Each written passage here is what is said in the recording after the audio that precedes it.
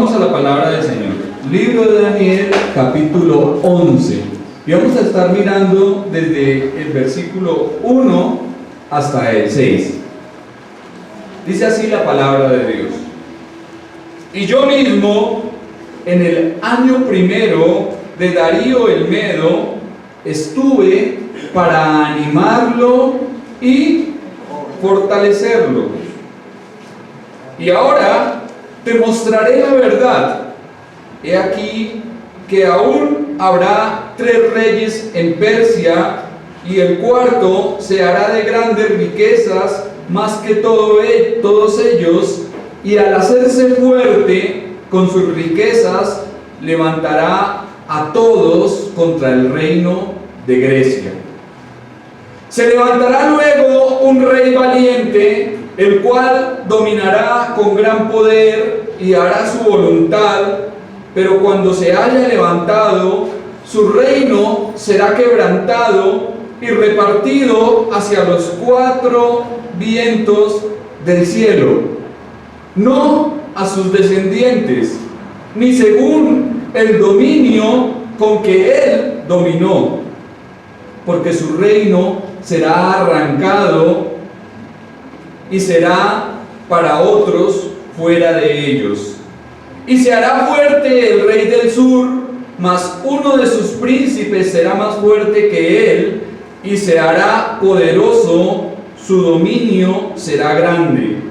Al cabo de años harán alianza, y la hija del rey del sur vendrá al rey del norte para hacer la paz, pero ella no podrá retener la fuerza de su brazo, ni permanecerá él ni su brazo, porque será entregada ella y los que la habían traído, asimismo su hijo, y los que estaban de parte de ella en aquel tiempo. Amén. Aquí continúa la revelación que Daniel ha empezado a recibir desde el capítulo anterior. Por tanto, quien está hablando aquí, ¿quién es? ¿Quién veíamos en el capítulo anterior que habla Daniel?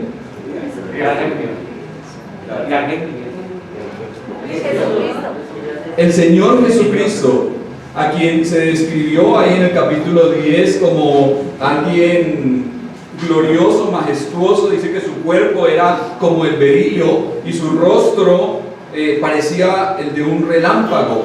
Y la descripción que vemos aquí es semejante a la que Juan hace en Apocalipsis de nuestro Señor. Por lo cual decíamos que finalmente quien está hablando aquí es Cristo preencarnado. Es el Señor quien le está hablando a Daniel. Es el mismo glorioso ser que le ha fortalecido en el capítulo anterior y le ha dado paz, a quien él llama mi Señor. En el pasaje anterior se hizo mención de Miguel. ¿Y quién es Miguel? ¿Recuerdan? ¿Quién es Miguel? El arcángel, correcto. Pero un arcángel que tiene una función específica. ¿Cuál es? Ser el guarda y protector de la nación de Israel. El arcángel Miguel es el ángel protector de Israel, y lo hemos visto a lo largo del estudio. Y parece ser que aquí el Señor le está diciendo a Miguel, le dice a Miguel que él mismo le fortaleció, él mismo le animó para que continuara en esa lucha, en ese gran conflicto que se había venido presentando a lo largo del capítulo 10. Pero podemos pensar en algo interesante. Si Miguel necesita de la fortaleza de Cristo, ¿cuánto más nosotros? Dice el apóstol Pablo, hablando allí de la gran batalla espiritual en su carta a los Efesios en el capítulo 6, dice: fortaleceos en el Señor y en el poder de su fuerza. ¿Por qué será importante Pelear la batalla espiritual con la fortaleza de Cristo. ¿Por qué es importante? Ella es la que vence. Porque es por ella que podemos salir victoriosos, porque es por medio de la fortaleza del Señor que podemos prevalecer. Si se tratase de nuestras fuerzas, si se tratase de nosotros, de lo que nosotros podemos o de lo que nosotros hagamos, definitivamente nuestro enemigo es mucho más fuerte. Entonces necesitamos de la ayuda y de la fortaleza de Cristo. Warren Brisby dijo lo siguiente, una frase que encontré por ahí en estos días y me llamó la atención: tarde o temprano, cada creyente descubre que la vida cristiana es un campo de batalla y no un parque de diversiones, y que sin el Señor enfrenta a un enemigo que es mucho más fuerte que él. Entonces la vida cristiana, según dice este hombre, es que un campo de batalla, no es un parque de diversiones, es un campo de batalla. Si nosotros pudiésemos ver esas batallas que se libran en las esferas celestiales, espirituales y angelicales, seguramente quedaríamos sorprendidos. Es una lucha constante, es una lucha continua entre el bien y el mal. Entonces, ¿cuánto necesitamos de la fortaleza de Cristo? ¿Cuánto necesitamos de su poder? En este pasaje, una vez más, encontramos que Daniel ubica históricamente la situación y habla de qué tiempo. ¿Cuándo estuvo, según el versículo 1? ¿El año primero de quién? De Darío el Medo. El mismo año de la conquista de Babilonia, y cuando Ciro el persa, quien gobernaba simultáneamente, promulgó el decreto para que Israel volviese a su tierra y que tanto el templo como la ciudad fuesen reedificados y reconstruidos. Entonces, aparentemente lo que se ve aquí es que un rey pagano aprueba un decreto para que los judíos salgan a reedificar nuevamente la ciudad de Jerusalén. Pero ¿qué hay detrás de eso? ¿Qué hay detrás de eso? ¿Qué ocurre detrás de eso? Lo que hemos venido hablando. Una oposición, una lucha, una batalla, un gran conflicto, una guerra espiritual. Una guerra espiritual.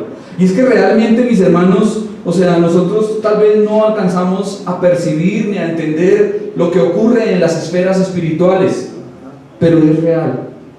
Es más real que el mundo físico. Es más real que lo que podemos ver. Y mientras nosotros tal vez estamos muchas veces orando por algo, estamos en algún conflicto, no sabemos lo que está pasando en el mundo espiritual. Por eso debemos, como les decía, fortalecernos en el poder de Dios. Detrás de cada cosa que ocurre y que sucede en nuestro mundo, hay algo allí. Y por eso lo que podemos hacer es fortalecernos en Cristo por medio de la comunión con Dios y de la meditación en su palabra, que es, ¿qué cosa?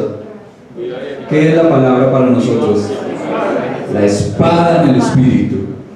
¿Cómo nuestro Señor enfrentó las acechanzas del mal? ¿Cómo las resistió? Por la palabra. Satanás vino a él con la palabra. Mire usted que Satanás también conoce la palabra de Dios y la cita y la tuerce. Y le dijo al Señor: sí, escrito está, lánzate. A sus ángeles mandará cerca de ti para que tu pie no tropiece en piedra. Salmo 91. Pero nuestro Señor utiliza la espada y le dice, ¿qué le dice? No tentarás al Señor tu Dios. No tentarás al Señor tu Dios. Entonces es importante conocer la palabra de Dios para contrarrestar las acechanzas del mal, los ataques, los dardos del maligno. Bien, versículo 2. Y ahora yo te mostraré la verdad. He aquí, habrá 3 reyes en Persia, y el cuarto se hará de grandes riquezas más que todos ellos, y al hacerse fuerte con sus riquezas levantará a todos contra el reino de Grecia. En los capítulos 2, 7, 8, 9 y 11 se encuentran profecías progresivas, es decir que se van aumentando detalles sobre los 4 imperios y eventos desde Daniel hasta Cristo. Además, aparecen alusiones a potencias mundiales posteriores y a eventos ocurridos desde Cristo hasta el fin. En el capítulo 2, ¿qué veíamos? ¿De qué hablábamos? ¿Recuerdan? ¿Alguien lo recuerda? ¿Qué veíamos en el capítulo 2? Que el rey Nabucodonosor tuvo un sueño. ¿Y qué vio? Una gran imagen que estaba compuesta de ¿cuántos elementos? 4. Bueno, aparte de los pies era de 2 elementos. Era oro, plata, bronce, y los pies, hierro, los pies y las piernas, hierro con barro cocido. ¿Y qué representaba esa imagen que vio Nabucodonosor? Los reinos de este mundo. Decíamos que el primero de ellos, la cabeza de oro, fue el reino de Babilonia, luego la plata, Medo-Persia, luego Grecia y finalmente las piernas, Roma, correcto. Eso lo vimos en el capítulo 2. En capítulo 7 se da detalles del cuarto imperio, del imperio romano, y hablábamos más detalladamente de lo que va a hacer y cómo será este imperio romano. Mientras que en el capítulo 8 se habló de los segundo y tercer imperio. Segundo y tercero, Medo-Persia y Grecia. Segundo y tercero, Medo-Persia y Grecia. Sí. Y el capítulo 9 añade más detalles del tercero, es decir, de Grecia. Ahora en este capítulo 11 encontramos la historia intertestamentaria escrita de antemano, es decir, lo que ocurre más adelante entre ese tiempo, entre un testamento y el otro. De modo que para enfatizar la divina infalibilidad de las notables y casi singulares detalles de la profecía que siguen, el Señor asegura a Daniel que es, ¿qué cosa? ¿Qué es lo que le dice que va a escuchar? Ahora te mostraré ¿qué? La verdad. La verdad. Si vemos, esta es la misma manera como nuestro Señor más adelante enfatiza lo que dice. ¿Recuerdan que Él utilizaba unas palabras antes de decir ciertas cosas? De cierto te digo. De cierto te digo, o amén, amén. Y eso es lo que nuestro Señor le está diciendo aquí a Daniel. Lo que te digo es verdad, es la verdad, es la verdad. Solo Dios puede revelar tan claramente el futuro. ¿Quién puede conocer los sucesos de una manera tan clara y tan detallada? Solo Dios. Solo Dios lo puede hacer. Entonces, se habla aquí de 3 reyes en Persia, que indudablemente fueron Cambises, Gautama y Darío I. Se menciona 3 reyes y ellos fueron. Estos 3 monarcas reinaron sucesivamente hasta llegar al cuarto rey mencionado, o sea, Jerjes, que fue el mismo Asuero en el libro de Esther. ¿Alguien recuerda cómo fue este rey Jerjes o Asuero? ¿Cómo era este hombre en su carácter? Un hombre malo, un hombre orgulloso, voluntarioso, descuidado de las costumbres persas, apasionado y voluble. Sin embargo, se dice de él que sus riquezas llegaron a ser proverbiales, que superó a las riquezas de sus antecesores, y que Persia alcanzó su mayor gloria bajo el poder de su reinado. En el año 480 a.C., Jerjes lanzó una invasión masiva a Grecia, de tal magnitud que un historiador griego habla de unos 200.000 hombres y 700 barcos de guerra. Imagínense la capacidad y el poderío que tenía para llevar 200.000 hombres a la guerra y 700 embarcaciones. Eso era algo impresionante. Y eso explica la parte de la frase que levantará a todos contra el reino de Grecia. Lo hizo, este hombre lo hizo, y lo hizo buscando vengar a su padre.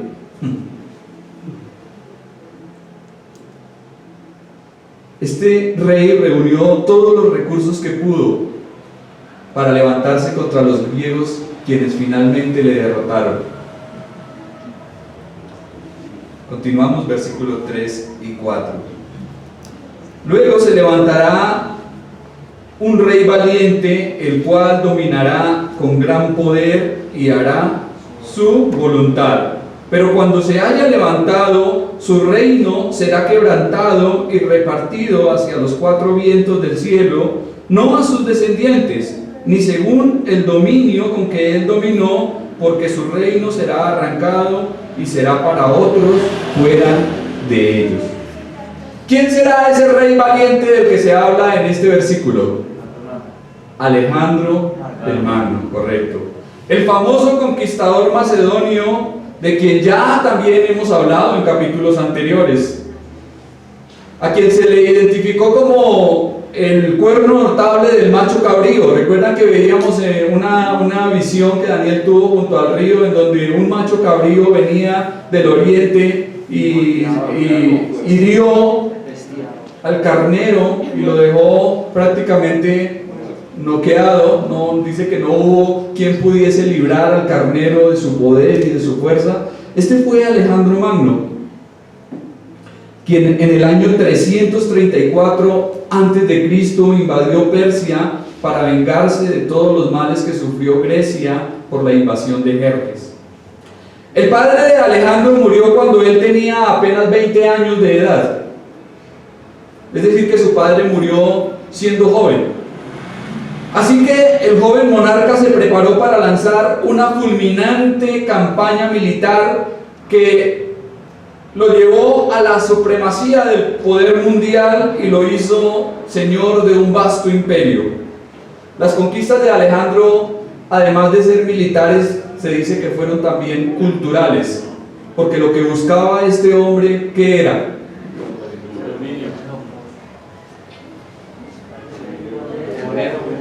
Implantar la cultura de los griegos, imponer la cultura greco-macedonia en todo el mundo.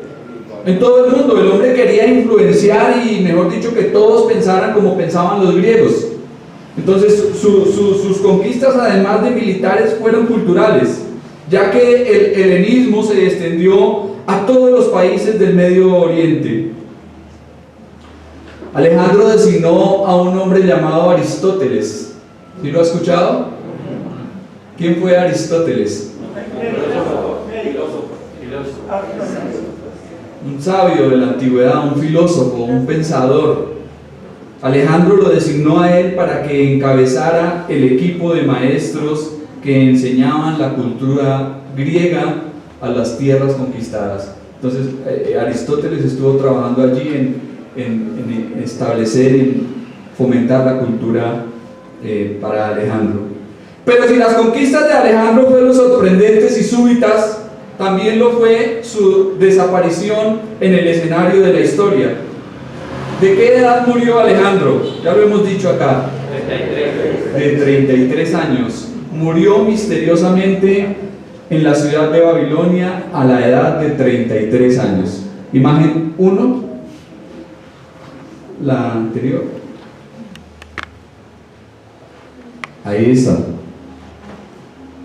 Una imagen que me llegó. Ahí estaba Alejandro muriendo. ¿Y quiénes estaban allí? ¿Quiénes estaban?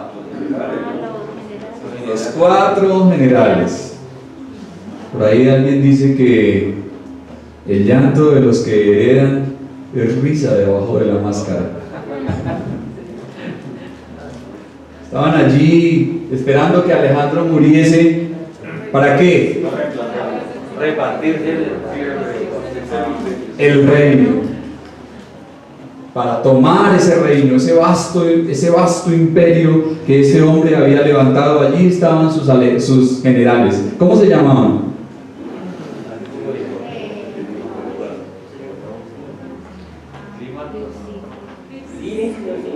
Lisímaco, Casandro, Ptolomeo y Seleuco. Ahí están. Bueno, no sabemos cuál es Lisímaco ni cuál es Seleuco, pero ahí están. Bien. Entonces, en la muerte de Alejandro, su gran reino, su gran imperio, se divide entre sus generales. ¿Y qué ocurre? Que todo ese vasto imperio, ¿sí?, llega a ser ahora en 4 partes. Por eso habla aquí el versículo que acabamos de observar, versículo 4, pero cuando se haya levantado su reino será quebrantado y repartido hacia los 4 vientos del cielo. Esos 4 vientos del cielo, ¿a qué representan? Pues los 4 generales, correcto. Entonces el reino de Alejandro se repartió, se dividió. Y vamos ahora hacia el mapa. Imagínense, todo esto fue lo que conquistó Alejandro. Eso fue, mejor dicho, el mundo de su tiempo. Lo conquistó todo. Por acá Macedonia, miren, Casandro. Por acá está Asia Menor. Y esta parte de acá, que es la región de donde. Por acá, ¿qué queda? ¿Qué queda ahí? Ahí no aparece, pero aquí hay ahí donde estoy subrayando es un lugar importante. No. Israel, correcto. Israel está aquí, acá. Entonces le correspondió a este que aparece acá. Bueno, hoy le cambiaron el nombre porque es Ptolomeo, Lisímaco, Casandro y Seleuco. Entonces aquí donde aparece Antígono es Seleuco.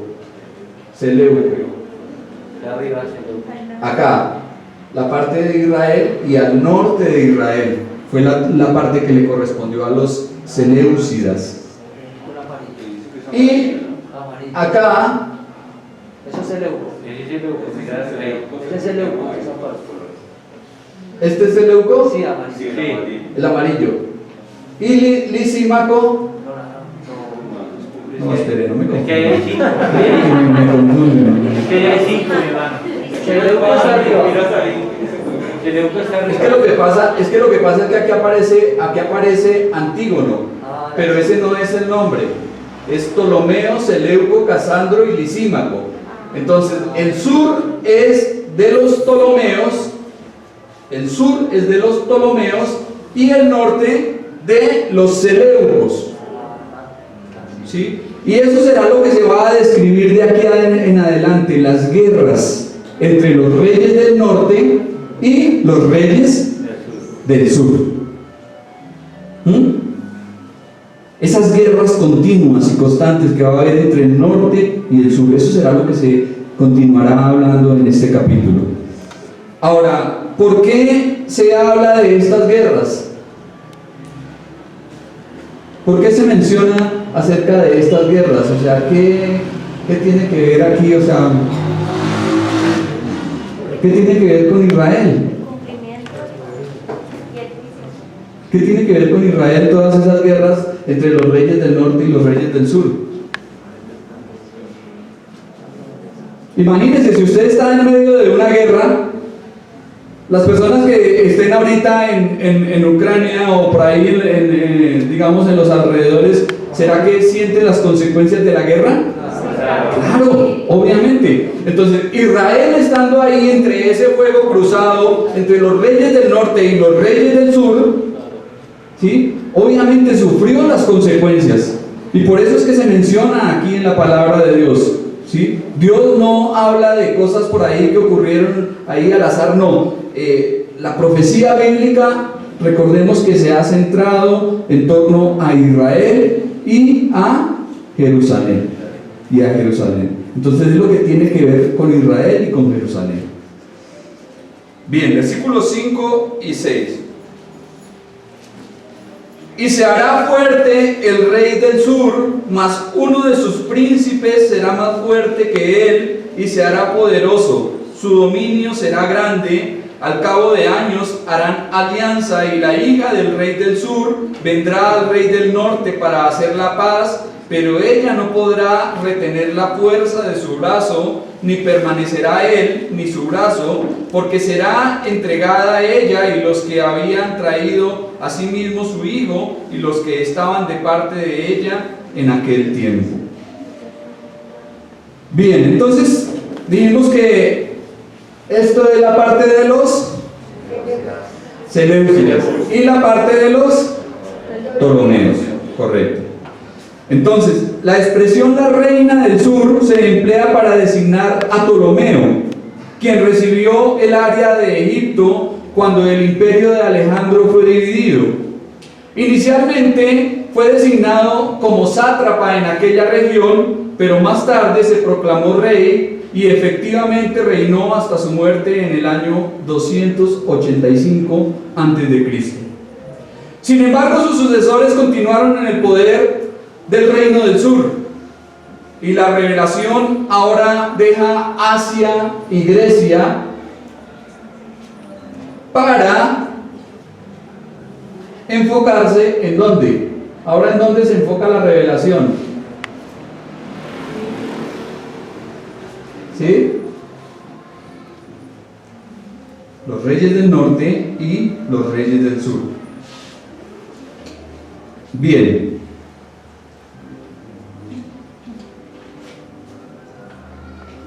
¿Qué dice acá? Acerca que acabamos de observar, pero cuando el versículo, al cabo de años harán alianza y la hija del rey del sur vendrá al rey del norte. Entonces, ¿qué ocurrió acá? Que una de las descendientes de Ptolomeo, llamada Berenice, fue dada en matrimonio a los reyes del norte, a un rey del norte, y esto se hizo en aras y en procura de la paz, para que hubiese paz entre esos pueblos, ¿sí? Un rey dio a su hija para que se uniese en matrimonio con el rey del norte. Pero ¿qué ocurrió? Que el rey del norte ya estaba casado. Imagínense ese feo triángulo amoroso. Entonces, cuando Berenice se dio en matrimonio a este hombre, parece ser que la mujer que él tenía se hizo a un lado y con ella su hijo. Entonces él tomó a Berenice, hizo a un lado a su mujer y a su hijo que tenía en ese momento. Pues ¿eso qué ocasionó? ¿Qué ocasionó todo eso? Celos, intrigas, infidelidades y hasta la misma muerte, porque veremos que finalmente después de la muerte de Ptolomeo, este rey deja a Berenice para volver nuevamente con su antigua mujer. ¿Y qué hizo esta mujer que se llamaba Laodicea? Lo que hizo ella fue matar, envenenando a su esposo, lo envenenó, Antíoco, y se vengó también de Berenice matándolo. Entonces, eso fue mejor dicho como para una novela. Como para una novela, un capítulo de novela. Tremendo, algo tremendo. Pero lo que podemos extraer de todo esto es que la paz que se busca o se procura por medio de acuerdos y de tramas, intrigas y de alianzas, estratagemas humanas, no sirve para nada. No sirve. ¿Cuál es la paz que realmente debemos buscar como hijos de Dios y cuál es la paz que debe tener el creyente? La paz de Dios, la paz de Cristo, la paz que sobrepasa todo entendimiento. Esa es la verdadera paz que vale. La paz que el mundo busca, que el mundo trama, no sirve de nada, no sirve para nada. Entonces, allí se cumplió literalmente la palabra del Señor. Ahora, mire usted que todas estas cosas ocurrieron muchos años antes. Perdón, Dios se las mostró a Daniel muchos años antes. Ocurrieron más o menos 400 años después todo esto. Bueno, pero usted dirá, bueno, ¿y a nosotros qué? Cuando uno escucha una clase de historia, uno dice, bueno, ¿y qué? ¿Sí? La historia por lo general no es que tenga mucha aceptación, ¿sí? ¿No? O sea, es algo grueso, es algo pesado, yo entiendo. Pero ¿qué podemos nosotros concluir y cómo podemos aplicar todo lo que la palabra de Dios nos está hablando y nos está enseñando acá? ¿Qué podemos extraer? El cumplimiento de todo. Cada detalle, mire usted, cada detalle, cada cosa, Dios habló y se cumplió, porque Él es el Dios soberano, el Dios omnisciente, el Dios omnipotente, que controla todas las cosas, ¿sí? Nada se escapa de su mano. Mire, ya había predicho todo lo que iba a ocurrir con estos reyes del norte, con estos reyes del sur. Él conoce nuestras vidas, Él conoce su vida, Él conoce mi vida, Él nos conoce a cada uno de nosotros y nos dice, no temas, yo estoy para ayudarte. ¿Sí? A veces sentimos que Dios como que está dormido, como dijo el salmista en una ocasión, ¿no? Le preguntó a Dios, ¿por qué duermes?